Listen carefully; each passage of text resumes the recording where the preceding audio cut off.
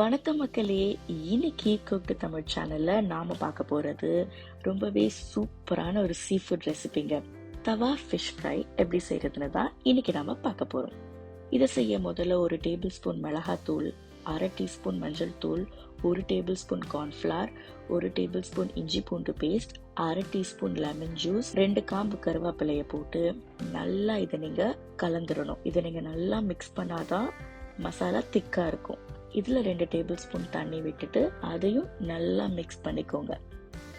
1 teaspoon உப்பு போட்டு அதையுமே நீங்க நல்லா கலந்துடுங்க, இல்ல திக்கான கன்சிஸ்டன்சி வர வரைக்கும். இப்போ ஒரு 1/2 கிலோ மீன் எடுத்துக்கோங்க. ஃபிஷ் நம்ம கொஞ்சமா கீறி விட போறோம். ஒரு ஸ்லிட் மாதிரி ஓப்பனிங் இருக்கணும். இப்போ இந்த ஃபிஷ்ல நாம ரெடி பண்ணி வச்சிருக்க மசாலாவை தடவ போறோம். நல்லா எல்லா பக்கமும் ஈவனா தடவணும். நாம கட் பண்ணிருக்க ஸ்லிட்குள்ளலாம் நீங்க தடவுனாதான் மசாலா நல்லா உள்ள ஊறும்.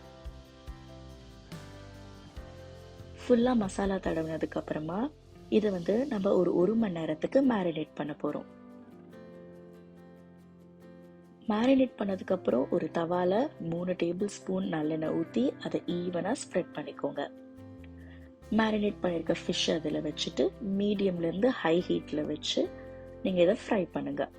3 நிமிஷம் வறுத்ததுக்கு அப்புறமா திருப்பி போட்டு மறுபடியும் வறுக்கணும். இது நல்லா ஃப்ரை ஆகுற வரைக்கும் திருப்பி போட்டு வறுத்துக்கோங்க.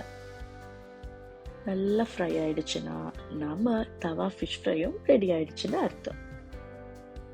இந்த ரெசிபி உங்களுக்கு பிடிச்சிருந்ததுன்னா மறக்காம நம்ம குக்டு தமிழ் சேனலை சப்ஸ்கிரைப் பண்ணுங்க, அந்த பெல் ஐக்கனையும் கிளிக் பண்ணுங்க.